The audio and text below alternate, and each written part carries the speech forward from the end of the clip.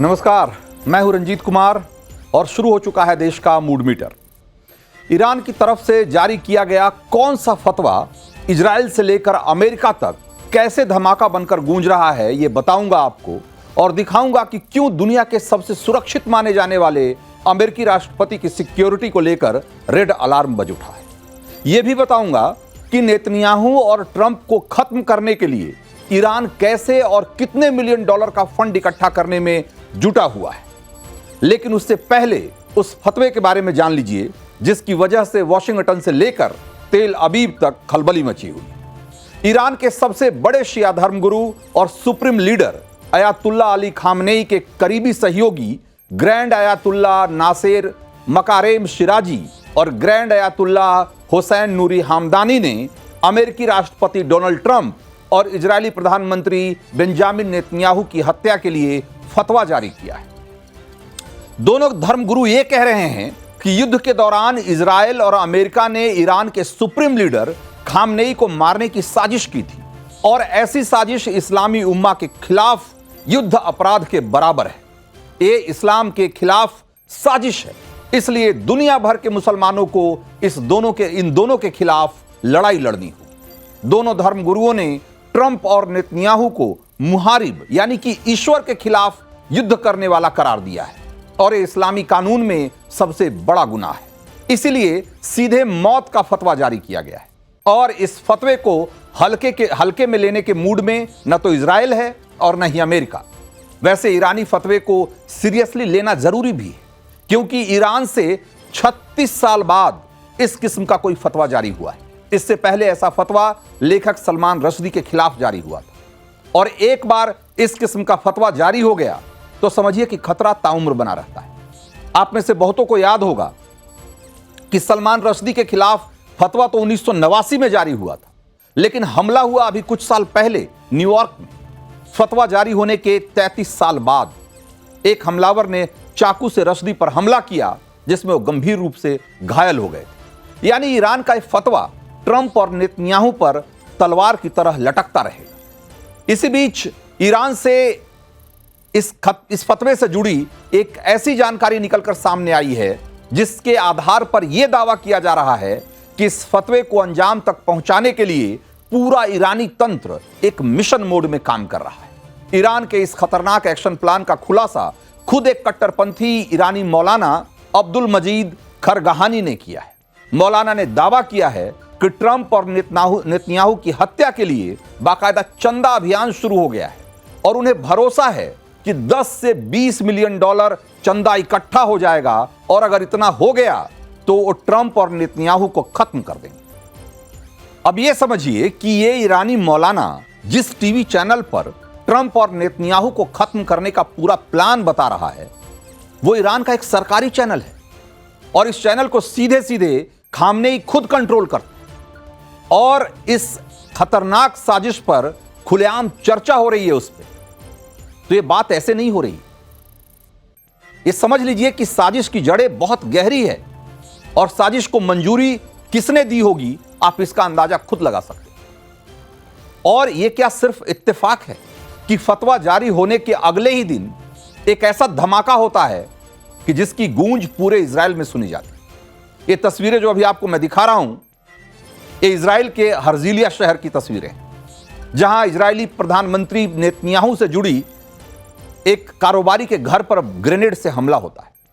Israeli media ने इस कारोबारी का नाम निकेल रेडमैन बताया है जो एक अमीर सोशलाइट है और नेतन्याहू की पत्नी सारा की करीबी बताई जाती है। पुलिस इस हमले की जांच इस एंगल से भी कर रही है कि कहीं इस हमले का कनेक्शन ईरान की तरफ से नेतन्याहू के खिलाफ जो जारी फतवा है उस फतवे से तो नहीं है। फतवे को लेकर टेंशन सिर्फ इजराइल में नहीं है, अमेरिका में भी ट्रंप की सुरक्षा को लेकर एक तरीके से वार्निंग अलार्म बज उठा है। अमेरिका के पूर्व राष्ट्रीय सुरक्षा सलाहकार माइक फ्लिन ने दावा किया है कि इस फतवे को किसी भी सूरत में हल्के में नहीं लिया जाना चाहिए। उन्होंने इसे एक ग्लोबल एक्शन का ऐलान बताया है और फ्लिन ने खुलासा किया है कि राष्ट्रपति ट्रंप और सीक्रेट सर्विस इस खतरे को बहुत गंभीरता से ले रहे हैं। उन्होंने जोर देकर कहा कि ईरान इस तरह के बयान बिना सोचे समझे नहीं देता। सोशल मीडिया पर इसकी भी चर्चा है कि शायद ट्रंप को भी ईरानी पलटवार का अंदेशा था, इसीलिए ईरान के खिलाफ हमलों को मंजूरी देते वक्त ट्रंप ने इस बात पर जोर दिया था कि वो ईरान के सर्वोच्च नेता अयातुल्ला अली खामनेई की हत्या नहीं करना चाहते। लेकिन अब समझिए कि फतवा जारी हो चुका है और यह फतवा ट्रंप के लिए भी एक लंबे समय तक खतरा बना रहेगा। और अब मूड मीटर में इस बात की पड़ताल करेंगे कि कैसे यूपी और उत्तराखंड का विपक्ष कांवड़ यात्रा में शुद्धता और पवित्रता के मसले को बेवजह हिंदू मुसलमान का रंग देने की जी तोड़ कोशिश में जुटा हुआ है।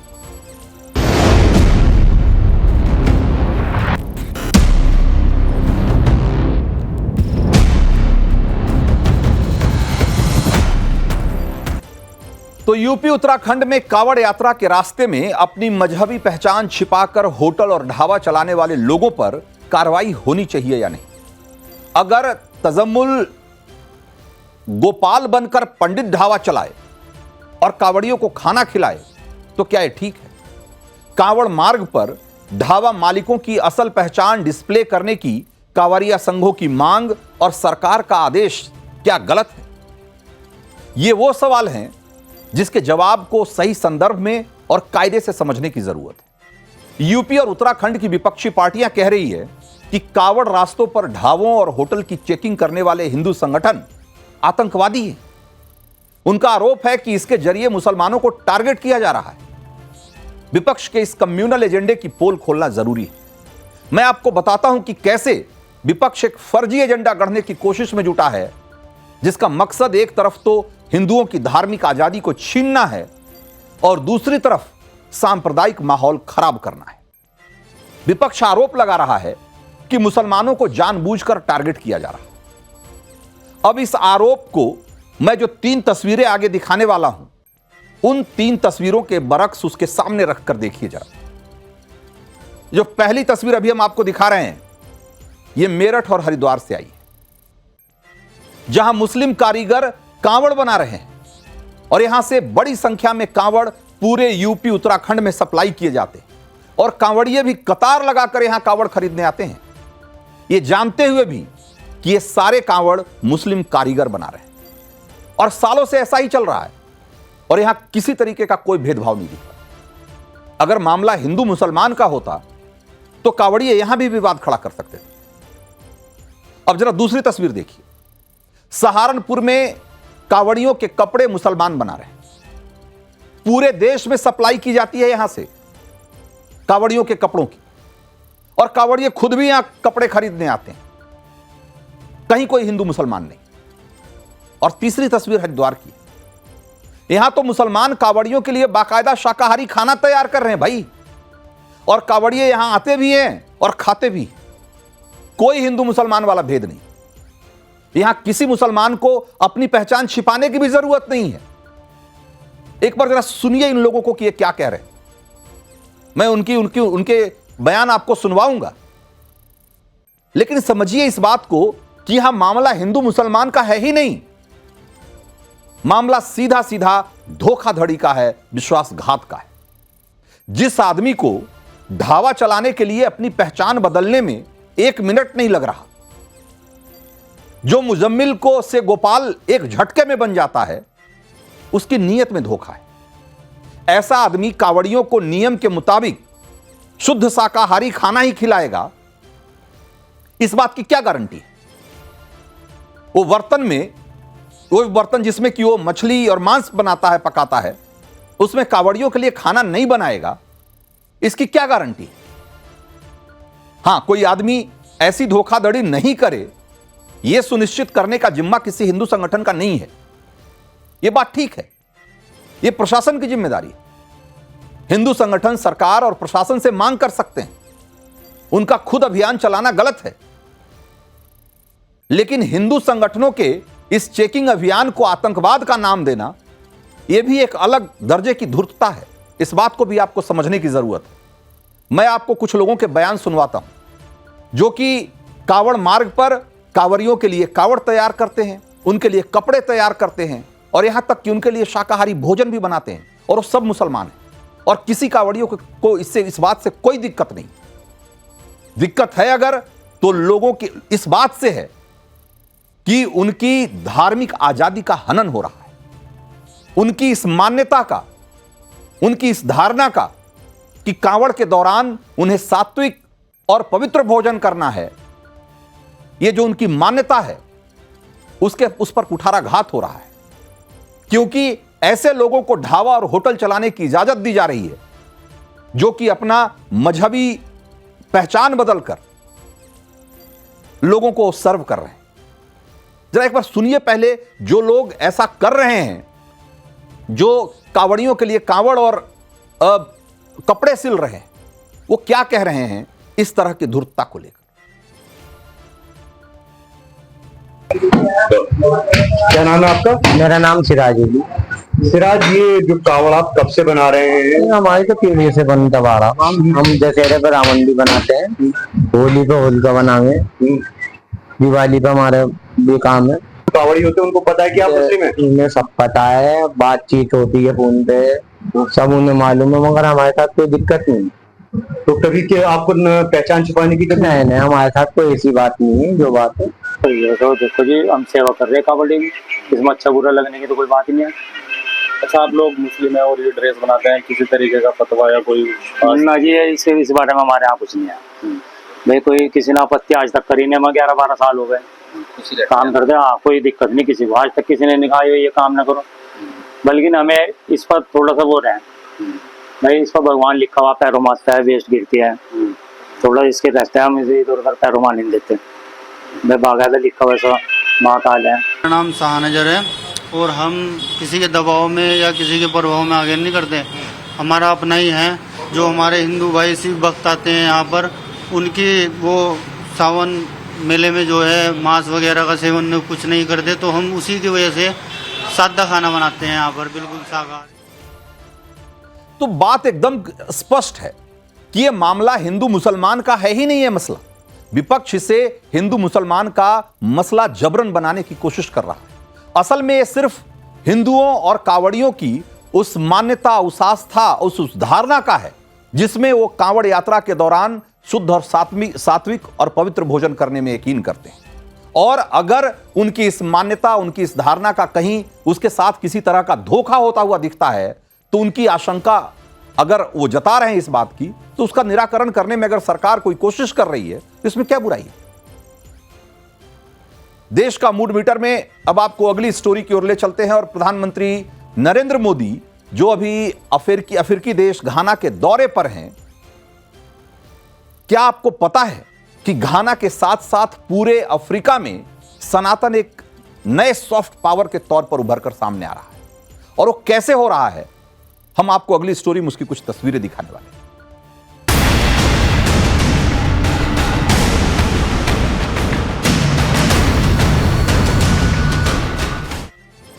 तो प्रधानमंत्री मोदी पश्चिमी अफ्रीकी देश घाना के दौरे पर हैं। वही घाना जो कि अफ्रीका का सबसे बड़ा सोना उत्पादक देश है और पूरी दुनिया में सोना उत्पादन के मामले में 6ठे नंबर पर है। घाना के इस दौरे को दुनिया पीएम मोदी के बड़े कूटनीतिक दांव के तौर पर देख रही है, और जो कि है भी।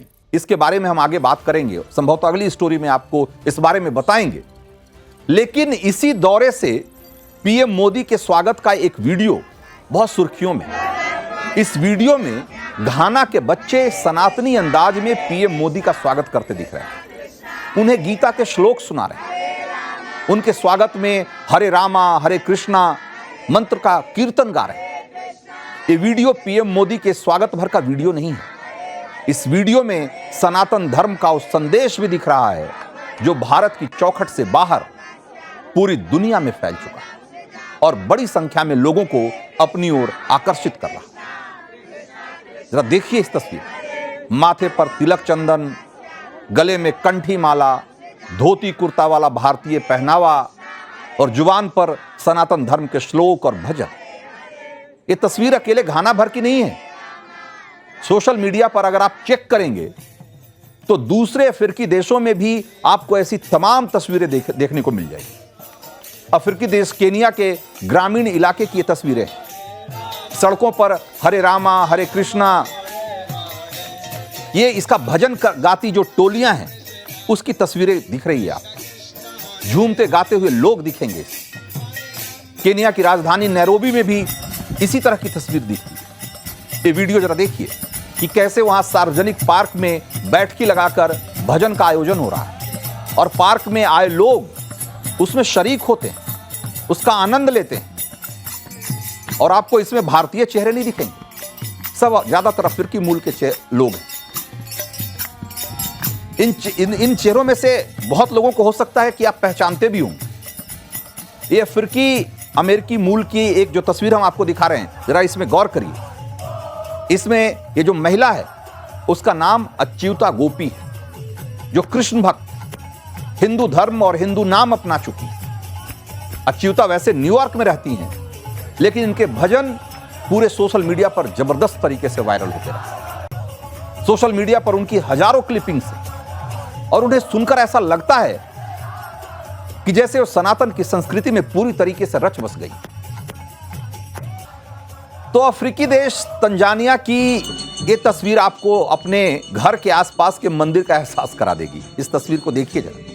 इस वीडियो में तंजानिया के अफ्रीकी हिंदू, ये लोग शिव मंदिर बनाकर वहां पूजा कर रहे हैं। छोटे छोटे अफ्रीकी बच्चे आरती करते दिख रहे हैं। हमने आपको घाना की तस्वीरें दिखाई, हमने आपको केनिया की तस्वीरें दिखाई, एक तंजानिया की तस्वीरें देखी। पूरे अफ्रीका में ऐसे तमाम देश हैं जहां पर कि हिंदू धर्म को अपनाने में लोगों का आकर्षण लगातार बढ़ रहा है। उसको लेकर बात पूजा आरती भर की नहीं है, खास मौकों पर हवन अनुष्ठान जैसे खास धार्मिक विधान भी अफ्रीकी समाज बड़े धूमधाम से कर रहा है। ये वीडियो देखिए जो दक्षिण अफ्रीका के डरबन का बताया जा रहा है। यहां गायत्री मंत्र से हवन किया जा रहा है। इस आयोजन में कितनी तादाद में लोग जुटे हैं, आप जरा इसको भी देखिए और इसी से आप अंदाजा लगाइए कि हिंदुइज्म कैसे वहां पॉपुलर होते जा रहा है।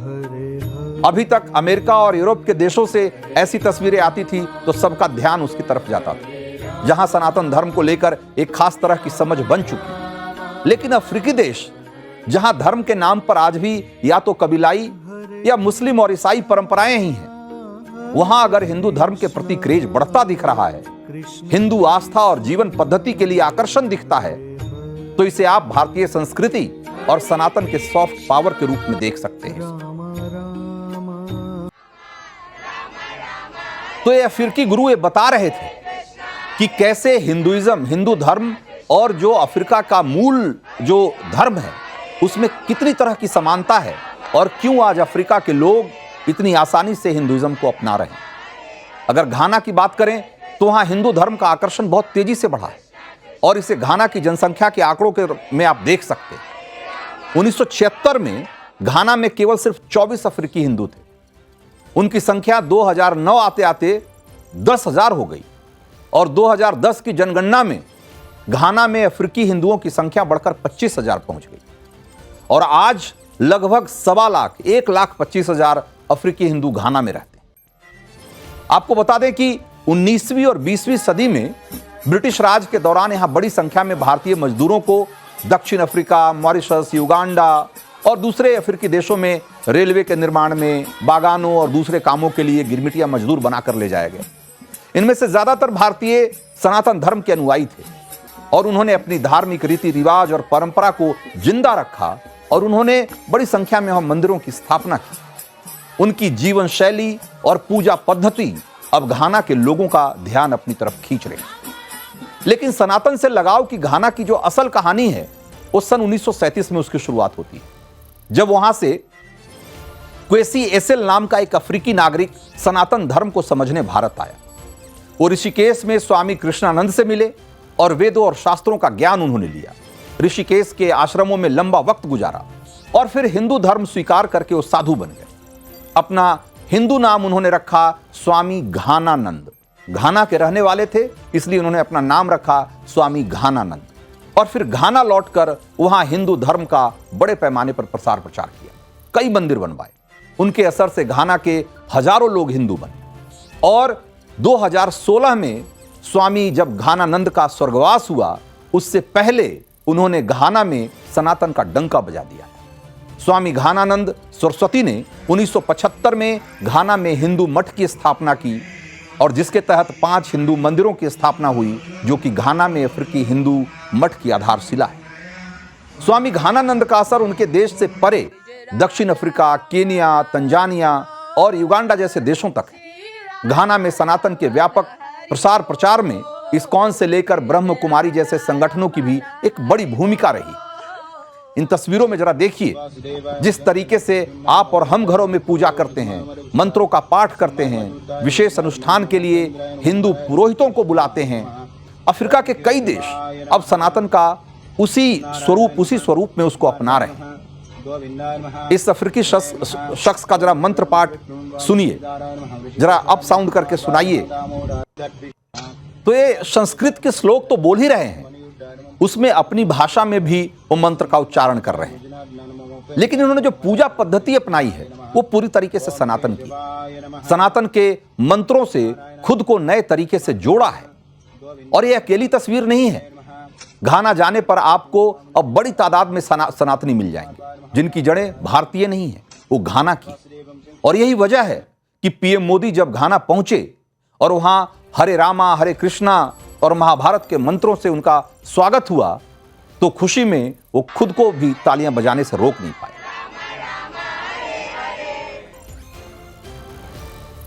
तो देश का मूड मीटर में वक्त है अगली स्टोरी का, और आपको यह बताने का कि ड्रैगन की दादागिरी खत्म करने के लिए पीएम मोदी ने कौन सा एक खास इंतजाम किया है।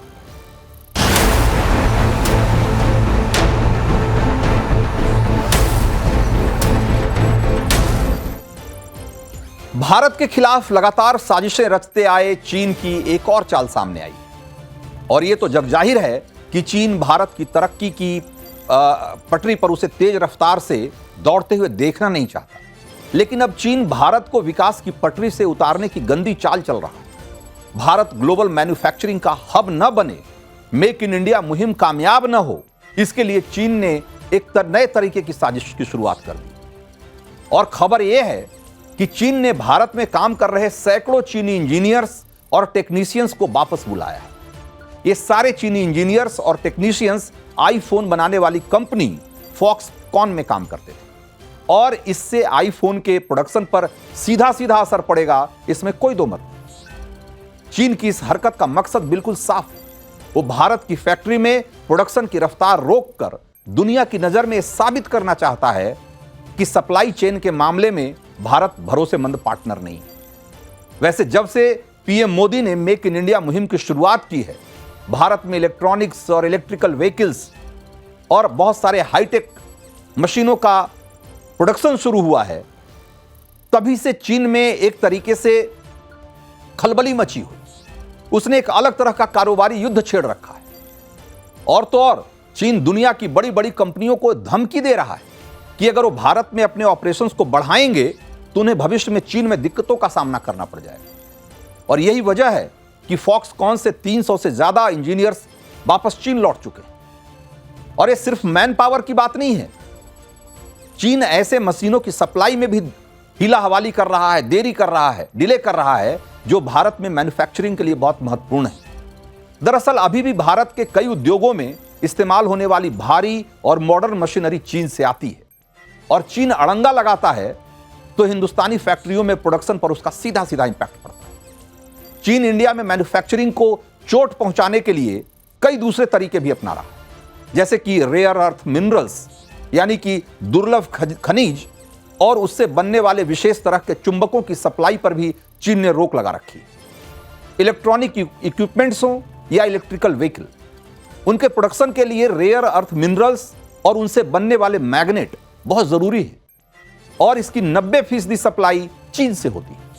और चीन इसे रोककर भारत के मैन्युफैक्चरिंग मिशन में एक बड़ा अड़ंगा लगाने की कोशिश कर रहा है। जाहिर है कि चीन हमारी तरक्की से जल भुन रहा है, साजिश कर रहा है। मोबाइल के साथ आज हम इलेक्ट्रॉनिक्स और इलेक्ट्रिक गाड़ियां भी प्रोडक्शन कर रहे हैं, उसका निर्माण भी भारत में बड़ी तेजी से हो रहा है, और चीन को यह बात रास नहीं आ रही। इसीलिए दुर्लभ खनिजों को रोककर और जो रेयर अर्थ मैग्नेट्स हैं उनकी सप्लाई रोककर वो भारत की जो उड़ान है उसको रोकना चाहता है मैन्युफैक्चरिंग के सेक्टर। लेकिन पीएम मोदी ने इसकी काट पर तेजी से काम करना शुरू कर दिया है। चीन नहीं तो अफ्रीका सही, लेकिन रेयर अर्थ मिनरल्स की सप्लाई भारत को रुकेगी नहीं और भारत की ये विकास यात्रा इसी तरीके से बढ़ती रहेगी, तेज रफ्तार से बढ़ती रहेगी। प्रधानमंत्री नरेंद्र मोदी अफ्रीकी देश घाना की यात्रा पर है और इस यात्रा में घाना और भारत के बीच इन्हीं दुर्लभ खनिजों को लेकर भी समझौता हुआ है। प्रधानमंत्री मोदी इसके बाद एक और अफ्रीकी देश नामीबिया जाने वाले हैं। वहां भी क्रिटिकल मिनरल्स के क्षेत्र में सहयोग को लेकर करार होना है। भारत वहां कोबाल्ट और लिथियम जैसे दुर्लभ खनिजों से की माइनिंग में भागीदारी बना सुनिश्चित करना चाहता है। यानी दुर्लभ खनिजों के मामले में ड्रैगन की दादागिरी जो है ज्यादा दिन चलने वाली नहीं है। पीएम मोदी अर्जेंटीना भी जाएंगे और अर्जेंटीना, चिली और बोलीविया ये तीनों मिलकर एक तरीके से देखा जाए तो ये लिथियम का त्रिकोण है, जहां पर कि सबसे ज्यादा लिथियम का प्रोडक्शन होता है। यानी यहां भी पीएम मोदी का जो मिशन है वो एकदम क्लियर है कि रेयर अर्थ मिनरल्स के मामले में वो भारत को आत्मनिर्भर बनाना चाहते हैं और कम से कम आत्मनिर्भर नहीं तो चीन पर निर्भरता जितनी कम हो सके उतनी कम करना चाहते हैं। और भारत की जो विकास यात्रा है वो किसी तरीके से थमे नहीं, ये सुनिश्चित करना चाहते हैं। और जहां तक चीन को जवाब देने की बात है तो उसका भी इंतजाम हो रहा है। रक्षा मंत्रालय ने इसकी शुरुआत की। आर्म्ड फोर्सेज को दिए जाने वाले सैन्य उपकरणों की जांच हो रही है और यह देखा जा रहा है कि चीन से जो बनने वाले कंपोनेंट हैं जो हमारे डिफेंस इक्विपमेंट्स में लगाए जाते हैं, कैसे उनको हटाकर उसकी जगह इंडिजिनस या भारत में बने हुए कंपोनेंट्स, पार्ट पुर्जे लगाए जाएं। इसके लिए पूरी लिस्ट तैयार की जा रही है। इंडियन फोर्सेस का जोर मेक इन इंडिया पर है कि कैसे हम हथियार के क्षेत्र में आत्मनिर्भर बने। और हाल ही में ऑपरेशन सिंदूर के दौरान चीन ने भी देखा कि भारत में बनी मिसाइलें और एयर डिफेंस सिस्टम, उसके जो मिसाइल हैं और उसके एयर डिफेंस सिस्टम से ज्यादा कारगर हैं। ये पूरी दुनिया ने इसको देखा। भारत ने कई मोर्चों पर चीन की जो दादागिरी है और चीन का जो एकाधिकार है, खास करके रेयर अर्थ मिनरल्स को लेकर, उसको एक तरीके से कर्टेल करने के लिए उस पर लगाम लगाने की कोशिश शुरू हो गई है भारत की तरफ से। और अभी आपने देखा कि जो क्वाड की मीटिंग थी उसमें भी रेयर अर्थ मिनरल्स को लेकर एक नए पहल की शुरुआत हुई है, जिसमें कि जो रेयर अर्थ मिनरल्स की सप्लाई चेन बाधित नहीं हो, इसको लेकर चारों देश, जो क्वाड के जो चारों महत्वपूर्ण देश हैं, वो इस पर काम करना चाहते हैं। तो इसी से जुड़ी एक और बड़ी खबर अभी ये आई है कि वाडिया इंस्टीट्यूट ऑफ हिमालयन, माफ करिएगा, अब इसके बाद हम एक दूसरी खबर की तरफ बढ़ेंगे और वो जो खबर है वो है मॉनसून की बारिश और बर्बादी से जुड़ी। देश में मॉनसून की बेकाबू रफ्तार से लोग त्राहिमाम करने लगे। गुजरात, राजस्थान, उड़ीसा जैसे मैदानी राज्यों में बादल फाड़ बारिश से नदियां रौद्र रूप दिखा रही हैं और पहाड़ी राज्यों में बादल फटने की तमाम घटनाएं हो रही है। लैंडस्लाइड से भी भयंकर तबाही मच रही है। सबसे पहले राजस्थान के भीलवाड़ा की तस्वीर देखिए, जहां एक बुजुर्ग नदी में तेज बहाव में बह गए। पुल के ऊपर से नदी बह रही है और बुजुर्ग इस सैलाब को पार करने की कोशिश कर रहे थे, तभी संतुलन बिगड़ता है और वो तेज धार में बह जाते हैं। ये पूरी घटना कैमरे में कैद हो गई, जिसका वीडियो सोशल मीडिया पर खूब वायरल हो रहा है। अब राजस्थान के एक और जिले जालौर में जो जल तांडव मचा हुआ है, उसकी कुछ तस्वीरें देखिए। स्वर्णगिरी पहाड़ी से उफनते झरने से सुंधा माता मंदिर को पूरी तरीके से उसने कैसे जलमग्न कर दिया है, ये उसकी तस्वीर। पानी का तेज बहाव इतना ज्यादा है कि मंदिर ट्रस्ट ने श्रद्धालुओं की एंट्री पर रोक लगा दी। तो ये जो तस्वीरें आपको हम दिखा रहे हैं, ये राजस्थान की तस्वीरें हैं, लेकिन राजस्थान ही नहीं बल्कि जो भारत के दूसरे जो पहाड़ी राज्य हैं, हिमाचल और उत्तराखंड, यहां से भी जो पिछले कुछ दिनों से तस्वीरें आ रही है वो इसी तरह की तस्वीरें हैं। जरा देखिए इन तस्वीरों को कि ये अलकनंदा की तस्वीर है, किस तरीके से अलकनंदा उफान पे है, उसकी तस्वीरें देखिए। जो गौरी कुंड का रास्ता है वो भूस्खलन की वजह से, लैंडस्लाइड की वजह से बंद हो गया है। ये आप जो दूसरी तस्वीर हम आपको दिखा रहे हैं, ये तस्वीर उसकी है। बाढ़ की वजह से, फ्लैश फ्लड की वजह से पहाड़ों में जबरदस्त तबाही मची हुई है। सोनप्रयाग में भी कुछ उसी तरह की तस्वीरें दिख रही है। सोनप्रयाग में भी भूस्खलन की वजह से रास्ता बंद हो गया है और 4 धाम यात्रा को इसकी वजह से रोक दिया गया है, क्योंकि गौरीकुंड, सोनप्रयाग, ये सारे रास्ते जो हैं, जो कि इस चार धाम यात्रा के मार्ग में बहुत अहम हैं, यहाँ पर लैंडस्लाइड की वजह से रास्ता अवरुद्ध हो गया है। उसी ढंग से जो नदियाँ उफान पे हैं, उसकी तस्वीरें भी हम आपको दिखा रहे हैं। तो ये जो पहाड़ी राज्य हैं, वहाँ पर हाल के दिनों में जिस तरह की तबाही की तस्वीरें देखने को मिली है, कई बार कहा जाता है कि पहाड़ों में जिस तरीके से अंधाधुंध कटाई हो रही है और निर्माण कार्य बहुत तेजी से चल रहा है और बड़े स्केल पे चल रहा है, उसकी वजह से हिमालय का जो बहुत ही संवेदनशील इकोसिस्टम है वो प्रभावित हुआ है, उसको नुकसान हुआ है और उसकी वजह से इस तरह की प्राकृतिक आपदाएं, ये जो भूस्खलन है, ये जो बादल फटने की घटनाएं हैं, उसमें बढ़ोतरी हुई है। तो देश का मूड मीटर में वक्त आज इतना ही था। मुझे दीजिए इजाजत। ब्रेक के उस पार देखिए प्रतिशोध, मेजर गौरव आर्या और दिनेश गौतम।